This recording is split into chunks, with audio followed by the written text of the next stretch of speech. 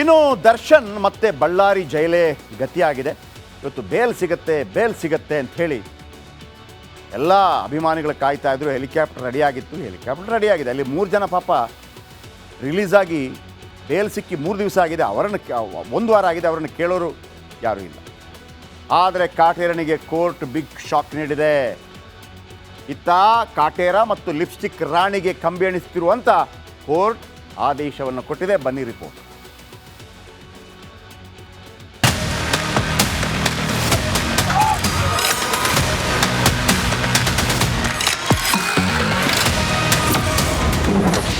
ಕಾಟೇರನಿಗೆ ಮತ್ತೆ ಬಳ್ಳಾರಿ ಜೈಲೇ ಗತಿ. October 4ಕ್ಕೆ bale ಅರ್ಜಿ ವಿಚಾರಣೆ ಮುಂದೂಡಿಕೆ. ಬಳ್ಳಾರಿ ಜೈಲಿನಲ್ಲಿ ಶತದಿನೋತ್ಸವ ಮುಗಿಸಿರುವ ದಾಸ ಜಾಮೀನಿಗಾಗಿ ಚಡಪಡಿಸ್ತಾ ಇದ್ದ. ಬೇಲ್ ಸಿಕ್ಕರೆ ಜೈಲಿಂದ ಹೊರ ಹೋದ್ರೆ ಸಾಕು ಅಂತ ಭಾರೀ ನಿರೀಕ್ಷೆ ಕೂಡ ಇಟ್ಕೊಂಡಿದ್ದ. ಆದರೆ ಜಾಮೀನು ಸಿಗುತ್ತೆ ಅಂತ ಕಾಯ್ತಿದ್ದ ಕಾಟೇರನಿಗೆ ಕೋರ್ಟ್ ಬಿಗ್ ಶಾಕ್ ನೀಡಿದೆ.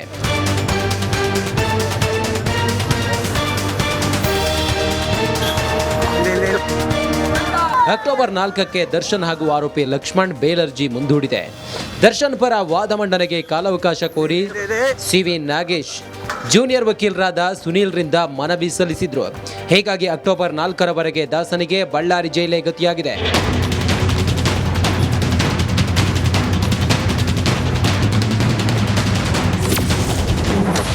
ಪವಿತ್ರ ಗೌಡಗೆ ಸದ್ಯಕ್ಕಿಲ್ಲ ಜಾಮೀನು.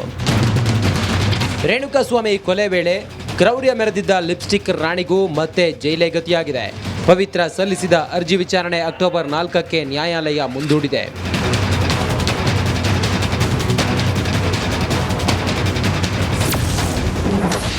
ದಾಸನಿಗೆ ಧೈರ್ಯ ತುಂಬಿದ ವಿಜಯಲಕ್ಷ್ಮಿ.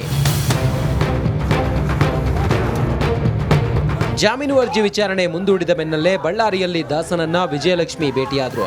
2 ಬ್ಯಾಗ್ ಹಿಡಿದು ವಿಜಯಲಕ್ಷ್ಮಿ ಜೈಲಿಗೆ ಎಂಟ್ರಿ ಕೊಟ್ಟಿದ್ದು, ಪರಿಶೀಲನೆ ಬಳಿಕ ಸಿಬ್ಬಂದಿ ಒಳಗೆ ಬಿಟ್ಟಿದ್ದಾರೆ. ದಾಸನಿಗೆ ಬಟ್ಟೆ, ಮೆಡಿಸಿನ್, ತಿನಿಸುಗಳನ್ನು ತಂದು ವಿಜಯಲಕ್ಷ್ಮಿ ನೀಡಿದ್ದಾರೆ.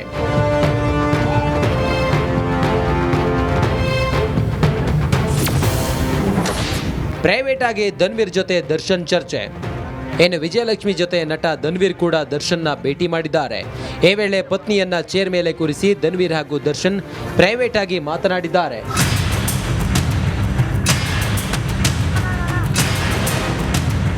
ಜೈಲಿನಲ್ಲಿ ವಿಜಯಲಕ್ಷ್ಮಿಯನ್ನ ಕಂಡು ಮತ್ತೆ ಭಾವುಕರಾದ ದಾಸ ಬೇಲ್ ಕ್ಯಾನ್ಸಲ್ ಆಗಿದ್ದಕ್ಕೆ ಬೇಸರ ವ್ಯಕ್ತಪಡಿಸಿದ್ದಾನೆ. ಈ ವೇಳೆ ಪತಿಗೆ ವಿಜಯಲಕ್ಷ್ಮಿ ಧೈರ್ಯ ತುಂಬಿದ್ದು ಮುಂದಿನ ನಡೆ ಕುರಿತು ಚರ್ಚಿಸಿದ್ದಾರೆ. ಕಾಟೇರನನ್ನ ಕಂಡು ಮಾತನಾಡಿಸಿದ ಬಳಿಕ ಪತ್ನಿ ವಾಪಸ್ಸಾಗಿದ್ದಾರೆ. ರೇಣುಕಾರಾಧ್ಯ, ರಿಪಬ್ಲಿಕ್ ಕನ್ನಡ, ಬಳ್ಳಾರಿ. ಇವತ್ತು ದರ್ಶನ್ನರನ್ನ ರಿಲೀಸ್ ಮಾಡಲೇಬೇಕು ಅಂತೇಳಿ ವಾದ ಮಾಡಿಸಿದ್ರು ಲಾಯರ್ಗಳು. ಯಾವ ರೀತಿ ಇತ್ತು ವಾದ ಅದನ್ನು ನಿಮ್ಮ ಮುಂದೆ ಹೇಳ್ಬಿಡ್ತೀನಿ. ದರ್ಶನ್ ಪರ ವಕೀಲರಿಂದ ಖಡಕ್ಕಾಗಿ ವಾದ ಮಂಡನೆ ಆಯಿತು, ಬಿಡುಗಡೆ ಮಾಡಲೇಬೇಕು ಅಂತೇಳಿ. ಕೋರ್ಟ್ ಪರಿಗಣಿಸಿದರೆ ದರ್ಶನ್ಗೆ ಬೇಲ್ ಫಿಕ್ಸ್ ಆಗ್ತಾ ಇತ್ತು. ಸಾಕ್ಷ್ಯ ಗಮನಿಸಿದರೆ ಅವ್ರು ಲಾಯರ್ ಹೇಳೋದು, ಅಂದರೆ ಯಾರು ದರ್ಶನ್ ಲಾಯರ್, ಸಾಕ್ಷ್ಯ ಗಮನಿಸಿದರೆ ದರ್ಶನ ವಿರುದ್ಧದ ಎಲ್ಲ ಆರೋಪ ಸುಳ್ಳು ಎನಿಸ್ತಾ ಇದೆ. ಹೇಗೆ? ಉದ್ದೇಶಪೂರ್ವಕವಾಗಿ ಸಾಕ್ಷ್ಯಾಧಾರ ಸೃಷ್ಟಿ ಮಾಡಿದ್ದಾರೆ ಪೊಲೀಸರು ಅಂತ ಅನಿಸ್ತಾ ಇದೆ. ಆರೋಪಿಗಳ ಜೊತೆ ದರ್ಶನ್ ಕರೆ ವಿವರ ಸಂಗ್ರಹಿಸಿದ್ದಾರೆ. ದರ್ಶನ್ ಕರೆ ಮಾಡಿದ್ದು ಸ್ನೇಹಿತರು ಮತ್ತು ತಮ್ಮ ಉದ್ಯೋಗಿಗಳಿಗೆ. ಇಲ್ಲಿ ಒಂದು ಆರೋಪ ಮಾಡ್ತಾರೆ. ಕೃತ್ಯ ನಡೆದ 4 ದಿನದ ಬಳಿಕ ಪೋಸ್ಟ್ ಮಾರ್ಟಮ್ ಆಯಿತು ರೇಣುಕಾಸ್ವಾಮಿ ಮೃತದೇಹ. 4 ದಿನದ ಬಳಿಕ ಶವದ ಪಂಚನಾಮೆ ಆಯಿತು. ಯಾಕೆ ತಡವಾಗಿದೆ ಅಂತ ತನಿಖಾಧಿಕಾರಿಗಳು ವಿವರಣೆ ನೀಡಿಲ್ಲ ಮೈ ಲಾರ್ಡ್ ಅಂತ ವಾದ ಮಂಡಿಸ್ತಾರೆ. ತಲೆ ಮೇಲೆ 2.5 ಸೆಂಟಿಮೀಟರ್ ಆಳದ ಗಾಯವಿದೆ. ಮೃತದೇಹದ ಕೆಲವೆಡೆ ಏಟುಗಳ ಗುರುತುಗಳಿವೆ. ತಲೆಯಲ್ಲಿ 2.5 ಸೆಂಟಿಮೀಟರ್ ಆಳ ಗಾಯ ಇದೆ. ದೇಹದ ಮೇಲೆ ಒಂದು 30-32 ಗುರುತಿದೆಯೇ. ಇತ್ತಲ್ಲ, ಶವ ಪರೀಕ್ಷೆ ನಡೆಸಿದ ವೈದ್ಯರ ವರದಿಯಲ್ಲಿ ಇದರ ಬಗ್ಗೆ ಸ್ಪಷ್ಟತೆ ಕಾಣ್ತಿಲ್ಲ. ಹೇಳಿದ್ದಾರೆ, ಸ್ಪಷ್ಟತೆ ಇಲ್ಲ. ಸಾವಿಗೆ ಏನು ಕಾರಣ, ಇದೇ ಕಾರಣ ಹೇಳಿಲ್ಲ. ಯಾವ ಸಮಯದಲ್ಲಿ ಸಾವಾಗಿದೆ, ಸಾವಿನ ಸಮಯದ ಬಗ್ಗೆ ಸ್ಪಷ್ಟತೆ ಇಲ್ಲ. ಆರೋಪ ಅಂದರೆ ವಾದ ಮಾಡು, ಅದು ಮೆಡಿಕಲ್ ರಿಪೋರ್ಟಲ್ಲಿ ಇರಲಿಲ್ಲ. ಆರೋಪಿಗಳ ಮೆಸೇಜ್ಗೂ ದರ್ಶನ್ಗೂ ಸಂಬಂಧವಿಲ್ಲ, ಅಂದರೆ ದರ್ಶನ್ ಸೇಫ್ ಅನ್ನುವಂಥ ರೀತಿಯಲ್ಲಿ. ಆಮೇಲೆ CCTV ದೃಶ್ಯ ನೋಡಿದ್ರು ಕೂಡ ದರ್ಶನ್ ಪಾತ್ರ ಸಾಬೀತಾಗ್ತಾ ಇಲ್ಲ. ಅವರ ಗಾಡಿ ಹೋಗ್ತಾ ಇದೆ, ಅದರಲ್ಲಿ ಇದ್ದಾರೆ ಇಲ್ವಂತ ಏನು ಗ್ಯಾರಂಟಿ? ಯಾರೋ ಡ್ರೈವರ್ ತೊಗೊಂಡೋಗಿರ್ಬೋದು, ಮತ್ತೊಬ್ಬ ತೊಗೊಂಡೋಗಿರ್ಬೋದು. ಆಮೇಲೆ 164 ಹೇಳಿಕೆಗೂ ವೈದ್ಯಕೀಯ ವರದಿಗೂ ವ್ಯತ್ಯಾಸವಿದೆ. ಏನು 164 ಹೇಳಿಕೆ ಅಂತಂದರೆ ಅದೊಂದು ಕ್ಲಾಸ್. ಪೊಲೀಸರ ಮುಂದೆ ನೀಡುವಂಥ ಹೇಳಿಕೆಯನ್ನು 164 ಹೇಳಿಕೆ ಅಂತ ಕೊಡ್ತಾರೆ. ಆಮೇಲೆ ಇನ್ನೊಂದು ಜಡ್ಜ್ ಮುಂದೆ ಕೊಡುವಂಥ ಹೇಳಿಕೆ ಕೂಡ ಇರುತ್ತೆ. ಬಟ್ ಎರಡನ್ನೂ ಕೂಡ ರೆಕಾರ್ಡ್ ಮಾಡಿ ಪೊಲೀಸರ ಮುಂದೆ ಹೇಳುವಂಥ ಹೇಳಿಕೆಯನ್ನು ರೆಕಾರ್ಡ್ ಮಾಡಿಕೊಂಡಿರ್ತಾರೆ. ಆ ಹೇಳಿಕೆಯನ್ನು ಕೋರ್ಟ್ ಮುಂದೆ ಅವ್ರು ಹೇಳ್ಬೋದು, ಇಲ್ಲ ಸರ್, ಇಲ್ಲ ಮಹಾಸ್ವಾಮಿಗಳೇ, ನನಗೆ ಭಯ ಆಯಿತು, ಆ ಸಂದರ್ಭದಲ್ಲಿ ಹೇಳಿಬಿಟ್ರೆ ಅಂತ ಹೇಳ್ಬೋದು. ಆಮೇಲೆ ವೈಜ್ಞಾನಿಕ ಸಾಕ್ಷಿಗೂ ಪ್ರತ್ಯಕ್ಷದರ್ಶಿ ಹೇಳಿಕೆಗೂ ಸಾಮ್ಯತೆ ಕಾಣ್ತಾ ಇಲ್ಲ. ಸಾಕ್ಷ್ಯಗಳನ್ನು ಗಮನಿಸಿದರೆ ದರ್ಶನ್ ಈ ಮರ್ಡರ್ನಲ್ಲಿ ಯಾವುದೇ ಪಾತ್ರವಿಲ್ಲ. ದರ್ಶನ್ ಮುಗ್ಧನಾಗಿದ್ದರೂ ಈ ಕೇಸ್ನಲ್ಲಿ ಎಳೆತರಲಾಗಿದೆ ಅಂಥೇಳಿ ಲಾಯರು ವಾದ ಮಾಡ್ತಾರೆ. ಹಾಗಾಗಿ ಮಹಾಸ್ವಾಮಿಗಳೇ, ದರ್ಶನ್ ಅವರು ಕಿಂಚಿತ್ತೂ ಲವಲೇಶವೂ ಕೊಲೆ ಮಾಡಲಿಲ್ಲ. ಇದ್ದಿರಬಹುದು, ಆದರೆ ಕೊಲೆ ಮಾಡಲಿಲ್ಲ. ಇದೆಲ್ಲ ಕೂಡ ಪೊಲೀಸರು ಸೃಷ್ಟಿ ಮಾಡಿದ್ದಾರೆ. ಆದ್ದರಿಂದ ಜಾಮೀನು ನೀಡಿ ಮಹಾಸ್ವಾಮಿಗಳೇ ಅಂತೇಳಿ ದರ್ಶನ್ ಲಾಯರ್ ವಾದ ಮಂಡಿಸಿದರು. ಬಟ್ ವಾದ ಮಂಡಿಸಿದ್ರು ಕೂಡ ಅದೆಲ್ಲ ಓಕೆ, ನಾಳೆ ತನಕ ಅಲ್ಲಿರಿ ಅಂತೇಳಿ ಅವರು ಕಳಿಸಿದ್ದಾರೆ ವಾಪಸ್ ಜೈಲಿಗೆ. ಇನ್ನು ದರ್ಶನ್ ಮತ್ತೆ ಬಳ್ಳಾರಿ ಜೈಲೇ ಗತಿಯಾಗಿದೆ. ಇವತ್ತು ಬೇಲ್ ಸಿಗತ್ತೆ ಅಂಥೇಳಿ ಎಲ್ಲ ಅಭಿಮಾನಿಗಳು ಕಾಯ್ತಾ ಇದ್ರು. ಹೆಲಿಕಾಪ್ಟರ್ ರೆಡಿಯಾಗಿದೆ. ಅಲ್ಲಿ 3 ಜನ ಪಾಪ ರಿಲೀಸ್ ಆಗಿ ಬೇಲ್ ಸಿಕ್ಕಿ 3 ದಿವಸ ಆಗಿದೆ. 1 ವಾರ ಆಗಿದೆ. ಅವರನ್ನು ಕೇಳೋರು ಯಾರೂ ಇಲ್ಲ. ಆದರೆ ಕಾಟೇರನಿಗೆ ಕೋರ್ಟ್ ಬಿಗ್ ಶಾಕ್ ನೀಡಿದೆ. ಇತ್ತ ಕಾಟೇರ ಮತ್ತು ಲಿಪ್ಸ್ಟಿಕ್ ರಾಣಿಗೆ ಕಂಬಿ ಎಣಿಸ್ತಿರುವಂಥ ಕೋರ್ಟ್ ಆದೇಶವನ್ನು ಕೊಟ್ಟಿದೆ. ಬನ್ನಿ ರಿಪೋರ್ಟ್.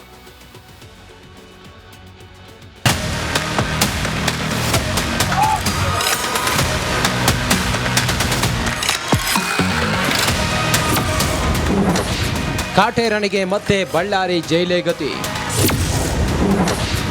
ಅಕ್ಟೋಬರ್ 4ಕ್ಕೆ ಬೇಲ್ ಅರ್ಜಿ ವಿಚಾರಣೆ ಮುಂದೂಡಿಕೆ. ಬಳ್ಳಾರಿ ಜೈಲಿನಲ್ಲಿ ಶತದಿನೋತ್ಸವ ಮುಗಿಸಿರುವ ದಾಸ ಜಾಮೀನಿಗಾಗಿ ಚಡಪಡಿಸ್ತಾ ಇದ್ದ.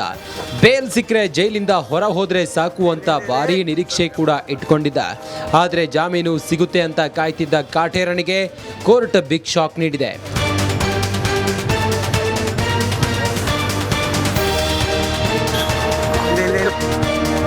ಅಕ್ಟೋಬರ್ 4ಕ್ಕೆ ದರ್ಶನ್ ಹಾಗೂ ಆರೋಪಿ ಲಕ್ಷ್ಮಣ್ ಬೇಲ್ ಅರ್ಜಿ ಮುಂದೂಡಿದೆ.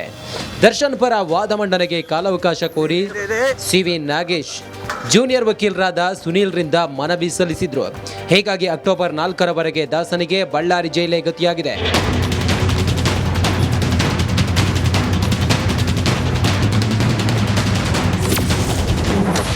ಪವಿತ್ರ ಗೌಡಗೆ ಸದ್ಯಕ್ಕಿಲ್ಲ ಜಾಮೀನು.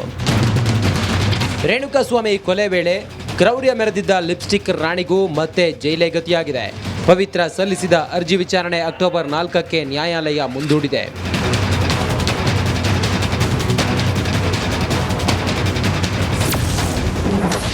ದಾಸನಿಗೆ ಧೈರ್ಯ ತುಂಬಿದ ವಿಜಯಲಕ್ಷ್ಮಿ. ಜಾಮೀನು ಅರ್ಜಿ ವಿಚಾರಣೆ ಮುಂದೂಡಿದ ಬೆನ್ನಲ್ಲೇ ಬಳ್ಳಾರಿಯಲ್ಲಿ ದಾಸನನ್ನ ವಿಜಯಲಕ್ಷ್ಮಿ ಭೇಟಿಯಾದರು. 2 ಬ್ಯಾಗ್ ಹಿಡಿದು ವಿಜಯಲಕ್ಷ್ಮಿ ಜೈಲಿಗೆ ಎಂಟ್ರಿ ಕೊಟ್ಟಿದ್ದು, ಪರಿಶೀಲನೆ ಬಳಿಕ ಸಿಬ್ಬಂದಿ ಒಳಗೆ ಬಿಟ್ಟಿದ್ದಾರೆ. ದಾಸನಿಗೆ ಬಟ್ಟೆ, ಮೆಡಿಸಿನ್, ತಿನಿಸುಗಳನ್ನು ತಂದು ವಿಜಯಲಕ್ಷ್ಮಿ ನೀಡಿದ್ದಾರೆ.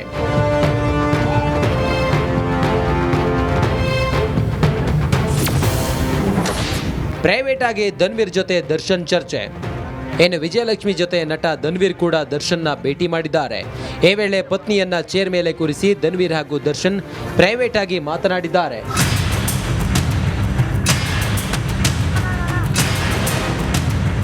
ಜೈಲಿನಲ್ಲಿ ವಿಜಯಲಕ್ಷ್ಮಿಯನ್ನ ಕಂಡು ಮತ್ತೆ ಭಾವುಕರಾದ ದಾಸ ಬೇಲ್ ಕ್ಯಾನ್ಸಲ್ ಆಗಿದ್ದಕ್ಕೆ ಬೇಸರ ವ್ಯಕ್ತಪಡಿಸಿದ್ದಾನೆ. ಈ ವೇಳೆ ಪತಿಗೆ ವಿಜಯಲಕ್ಷ್ಮಿ ಧೈರ್ಯ ತುಂಬಿದ್ದು ಮುಂದಿನ ನಡೆ ಕುರಿತು ಚರ್ಚಿಸಿದ್ದಾರೆ. ಕಾಟೇರನನ್ನ ಕಂಡು ಮಾತನಾಡಿಸಿದ ಬಳಿಕ ಪತ್ನಿ ವಾಪಸ್ಸಾಗಿದ್ದಾರೆ. ರೇಣುಕಾರಾಧ್ಯ, ರಿಪಬ್ಲಿಕ್ ಕನ್ನಡ, ಬಳ್ಳಾರಿ. ಇವತ್ತು ದರ್ಶನ್ನರನ್ನ ರಿಲೀಸ್ ಮಾಡಲೇಬೇಕು ಅಂತೇಳಿ ವಾದ ಮಂಡಿಸಿದ್ರು ಲಾಯರ್ಗಳು. ಯಾವ ರೀತಿ ಇತ್ತು ವಾದ ಅದನ್ನು ನಿಮ್ಮ ಮುಂದೆ ಹೇಳ್ಬಿಡ್ತೀನಿ. ದರ್ಶನ್ ಪರ ವಕೀಲರಿಂದ ಖಡಕ್ಕಾಗಿ ವಾದ ಮಂಡನೆ ಆಯಿತು, ಬಿಡುಗಡೆ ಮಾಡಲೇಬೇಕು ಅಂತೇಳಿ. ಕೋರ್ಟ್ ಪರಿಗಣಿಸಿದರೆ ದರ್ಶನ್ಗೆ ಬೇಲ್ ಫಿಕ್ಸ್ ಆಗ್ತಾ ಇತ್ತು. ಸಾಕ್ಷ್ಯ ಗಮನಿಸಿದರೆ ಅವ್ರು ಲಾಯರ್ ಹೇಳೋದು ಅಂದರೆ ಯಾರು ದರ್ಶನ್ ಲಾಯರ್, ಸಾಕ್ಷ್ಯ ಗಮನಿಸಿದರೆ ದರ್ಶನ ವಿರುದ್ಧದ ಎಲ್ಲ ಆರೋಪ ಸುಳ್ಳು ಅನ್ನಿಸ್ತಾ ಇದೆ. ಹೇಗೆ? ಉದ್ದೇಶಪೂರ್ವಕವಾಗಿ ಸಾಕ್ಷ್ಯಾಧಾರ ಸೃಷ್ಟಿ ಮಾಡಿದ್ದಾರೆ ಪೊಲೀಸರು ಅಂತ ಅನಿಸ್ತಾ ಇದೆ. ಆರೋಪಿಗಳ ಜೊತೆ ದರ್ಶನ್ ಕರೆ ವಿವರ ಸಂಗ್ರಹಿಸಿದ್ದಾರೆ. ದರ್ಶನ್ ಕರೆ ಮಾಡಿದ್ದು ಸ್ನೇಹಿತರು ಮತ್ತು ತಮ್ಮ ಉದ್ಯೋಗಿಗಳಿಗೆ. ಇಲ್ಲಿ ಒಂದು ಆರೋಪ ಮಾಡ್ತಾರೆ. ಕೃತ್ಯ ನಡೆದ 4 ದಿನದ ಬಳಿಕ ಪೋಸ್ಟ್ ಮಾರ್ಟಮ್ ಆಯಿತು ರೇಣುಕಾಸ್ವಾಮಿ ಮೃತದೇಹ.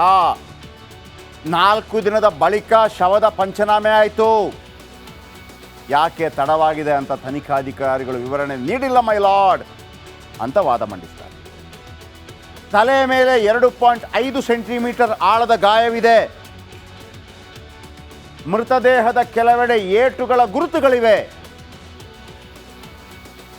ತಲೆಯಲ್ಲಿ 2 ಸೆಂಟಿಮೀಟರ್ ಆಳ ಗಾಯ ಇದೆ. ದೇಹದ ಮೇಲೆ ಒಂದು 32 ಗುರುತಿದೆಯೇ ಇತ್ತಲ್ಲ. ಶವ ಪರೀಕ್ಷೆ ನಡೆಸಿದ ವೈದ್ಯರ ವರದಿಯಲ್ಲಿ ಇದರ ಬಗ್ಗೆ ಸ್ಪಷ್ಟತೆ ಕಾಣ್ತಿಲ್ಲ. ಹೇಳಿದ್ದಾರೆ, ಸ್ಪಷ್ಟತೆ ಇಲ್ಲ. ಸಾವಿಗೆ ಏನು ಕಾರಣ? ಇದೇ ಕಾರಣ ಹೇಳಿಲ್ಲ. ಯಾವ ಸಮಯದಲ್ಲಿ ಸಾವಾಗಿದೆ? ಸಾವಿನ ಸಮಯದ ಬಗ್ಗೆ ಸ್ಪಷ್ಟತೆ ಇಲ್ಲ. ಆರೋಪ ಅಂದರೆ ವಾದ ಮಾಡು, ಅದು ಮೆಡಿಕಲ್ ರಿಪೋರ್ಟಲ್ಲಿ ಇರಲಿಲ್ಲ. ಆರೋಪಿಗಳ ಮೆಸೇಜ್ಗೂ ದರ್ಶನ್ಗೂ ಸಂಬಂಧವಿಲ್ಲ. ಅಂದರೆ ದರ್ಶನ್ ಸೇಫ್ ಅನ್ನುವಂಥ ರೀತಿಯಲ್ಲಿ. ಆಮೇಲೆ CCTV ದೃಶ್ಯ ನೋಡಿದರೂ ಕೂಡ ದರ್ಶನ್ ಪಾತ್ರ ಸಾಬೀತಾಗ್ತಾ ಇಲ್ಲ. ಅವರ ಗಾಡಿ ಹೋಗ್ತಾ ಇದೆ, ಅದರಲ್ಲಿ ಇದ್ದಾರೆ ಇಲ್ವಂತ ಏನು ಗ್ಯಾರಂಟಿ? ಯಾರೋ ಡ್ರೈವರ್ ತೊಗೊಂಡೋಗಿರ್ಬೋದು, ಮತ್ತೊಬ್ಬ ತೊಗೊಂಡೋಗಿರ್ಬೋದು. ಆಮೇಲೆ 164 ಹೇಳಿಕೆಗೂ ವೈದ್ಯಕೀಯ ವರದಿಗೂ ವ್ಯತ್ಯಾಸವಿದೆ. ಏನು 164 ಹೇಳಿಕೆ ಅಂತಂದರೆ ಅದೊಂದು ಕ್ಲಾಸ್. ಪೊಲೀಸರ ಮುಂದೆ ನೀಡುವಂಥ ಹೇಳಿಕೆಯನ್ನು 164 ಹೇಳಿಕೆ ಅಂತ ಕೊಡ್ತಾರೆ. ಆಮೇಲೆ ಇನ್ನೊಂದು ಜಡ್ಜ್ ಮುಂದೆ ಕೊಡುವಂಥ ಹೇಳಿಕೆ ಕೂಡ ಇರುತ್ತೆ. ಬಟ್ ಎರಡನ್ನೂ ಕೂಡ ರೆಕಾರ್ಡ್ ಮಾಡಿ ಪೊಲೀಸರ ಮುಂದೆ ಹೇಳುವಂಥ ಹೇಳಿಕೆಯನ್ನು ರೆಕಾರ್ಡ್ ಮಾಡಿಕೊಂಡಿರ್ತಾರೆ. ಆ ಹೇಳಿಕೆಯನ್ನು ಕೋರ್ಟ್ ಮುಂದೆ ಅವ್ರು ಹೇಳ್ಬೋದು, ಇಲ್ಲ ಸರ್, ಇಲ್ಲ ಮಹಾಸ್ವಾಮಿಗಳೇ, ನನಗೆ ಭಯ ಆಯಿತು, ಆ ಸಂದರ್ಭದಲ್ಲಿ ಹೇಳಿಬಿಟ್ರೆ ಅಂತ ಹೇಳ್ಬೋದು. ಆಮೇಲೆ ವೈಜ್ಞಾನಿಕ ಸಾಕ್ಷಿಗೂ ಪ್ರತ್ಯಕ್ಷದರ್ಶಿ ಹೇಳಿಕೆಗೂ ಸಾಮ್ಯತೆ ಕಾಣ್ತಾ ಇಲ್ಲ. ಸಾಕ್ಷ್ಯಗಳನ್ನು ಗಮನಿಸಿದರೆ ದರ್ಶನ್ ಈ ಮರ್ಡರ್ನಲ್ಲಿ ಯಾವುದೇ ಪಾತ್ರವಿಲ್ಲ. ದರ್ಶನ್ ಮುಗ್ಧನಾಗಿದ್ದರೂ ಈ ಕೇಸ್ನಲ್ಲಿ ಎಳೆತರಲಾಗಿದೆ ಅಂಥೇಳಿ ಲಾಯರು ವಾದ ಮಾಡ್ತಾರೆ. ಹಾಗಾಗಿ ಮಹಾಸ್ವಾಮಿಗಳೇ, ದರ್ಶನ್ ಅವರು ಕಿಂಚಿತ್ತೂ ಲವಲೇಶವೂ ಕೊಲೆ ಮಾಡಲಿಲ್ಲ. ಇದ್ದಿರಬಹುದು, ಆದರೆ ಕೊಲೆ ಮಾಡಲಿಲ್ಲ. ಇದೆಲ್ಲ ಕೂಡ ಪೊಲೀಸರು ಸೃಷ್ಟಿ ಮಾಡಿದ್ದಾರೆ. ಆದ್ದರಿಂದ ಜಾಮೀನು ನೀಡಿ ಮಹಾಸ್ವಾಮಿಗಳೇ ಅಂತೇಳಿ ದರ್ಶನ್ ಲಾಯರ್ ವಾದ ಮಂಡಿಸಿದರು. ಬಟ್ ವಾದ ಮಂಡಿಸಿದ್ರು ಕೂಡ ಅದೆಲ್ಲ ಓಕೆ, ನಾಳೆ ತನಕ ಅಲ್ಲಿರಿ ಅಂತೇಳಿ ಅವರು ಕಳಿಸಿದ್ದಾರೆ ವಾಪಸ್ ಜೈಲಿಗೆ.